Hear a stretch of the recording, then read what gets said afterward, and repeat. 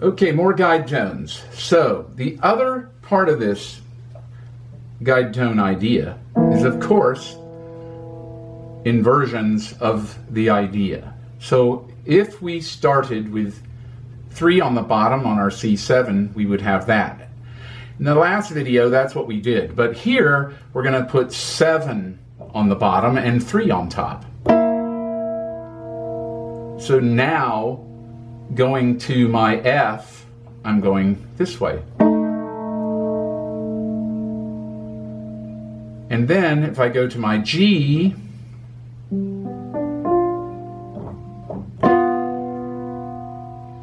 then to my F, and then to my C. And then it's a short trip back to the 5 chord.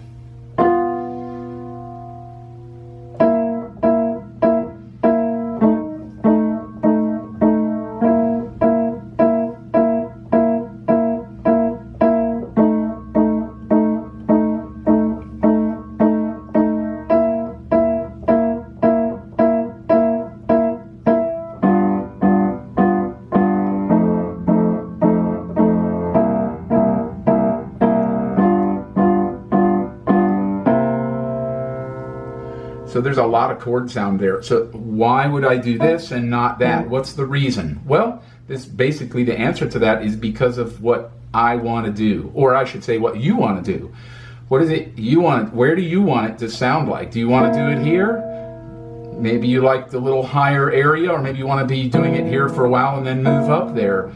That's your option. So there's no right or wrong at all. I like this area right here because it's right in the middle of the piano, and as I do the other guide tones, my hand stays right in this range, which is the sweet spot on the piano for chords, by the way. So when you're doing voicings, chords, and things like that, you really want your hand in between like the B, below middle C, and middle C. And so you're staying right in this range. You could have a D in there, of course, and these guys aren't wrong, but this gets a little bit up into the range of where the right hand's going to be. That's, again, it's a matter of choice. There's no right or wrong about that. And sometimes it has to do with who you're playing with. You know, like if I was playing with a guitar player, a lot of times I'll want to be out of the way. Sometimes I won't even play left hand because he's got that area covered, and you don't want to clash. You know, so this is something you work out with the people you play with. But in the meantime, there's the other option. Now, the reason I wanted to show you this, though, was because as a soloing vehicle, an improvisation. Okay, so now we're talking about playing solos as a solo idea for guide tones. You could use the 3rd and 7 in your right hand. Now, just to make sure I have varying sound, I'm going to start on the B flat. And for good voice leading, when I go to my F, I'm hitting that inversion. When I get to my G,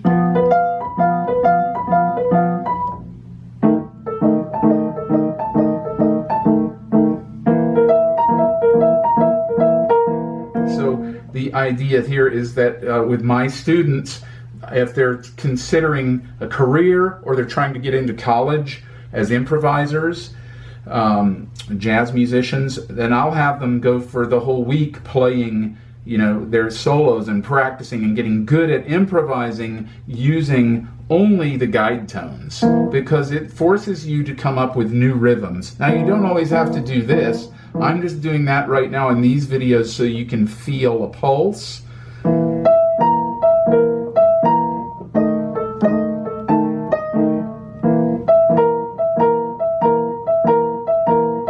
So notice that octave there. It's a nice vehicle.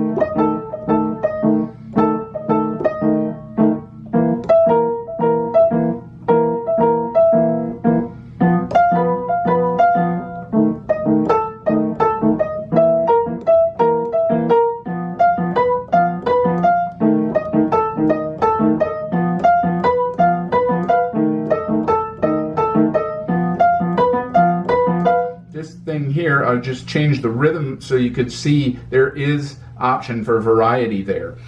Before I close out this video, because there's not a lot to do new here, but just to point out, there are inversions, and we want to use them, just like with our chord tones. But here's something really neat that can get you thinking towards the future. I will talk about this later in depth, but this is something, in case you saw it, you won't get confused. You can actually start thinking about it. So here's my C7. The third and 7 here is the same third and 7 in my right hand as a G flat 7. So these are the guide tones for a C7, 3 and 7, and an F sharp 7, 3 and 7.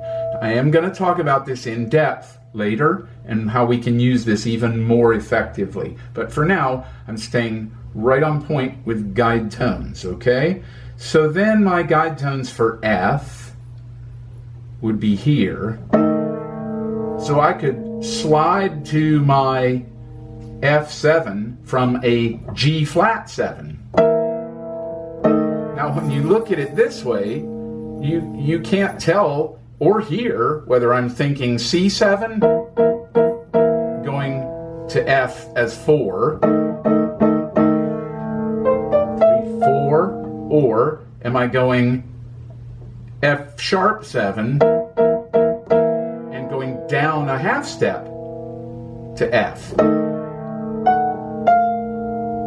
You can't tell that here. So this is why you have to study this and unpack this and learn this as an option. So in terms of playing the blues, I could go from G to F sharp 7 or G flat 7 to my F7. And then I have a nice chromatic thing. So when I go to my 4 chord, I'm sorry, my 5 chord, 2, 3, 4, F7. I could do a vamp.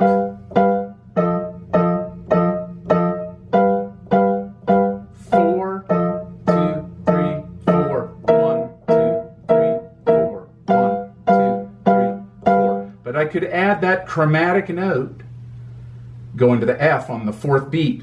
Here's how. 1, 2, 3, 4. 1, 2, 3. Back up. 1, 2, 3, 4. 1, 2, 3, 4. 1, 2, 3, 4. 1, 2, 3.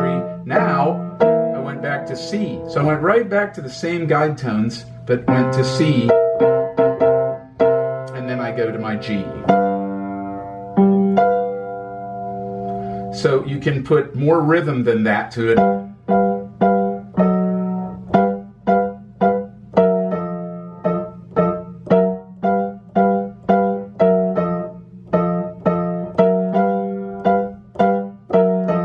Two, three, 4, and back to C. Now this is an anticipation. 2, 3, and 4, and so I'm actually getting to 4 to the F chord a hair early, but it's called an anticipation. So it sounds like I'm pushing things forward. It's a great feel. So in reality, I am getting there early, but in the overall sound, it's part of the overall groove. So it's still F where it belongs, but I'm getting there a little early, and that gives some excitement to it. And you might notice that that's what I'm doing with my left hand. I'm kind of pushing a little ahead on that so that I can play laid back with my right hand.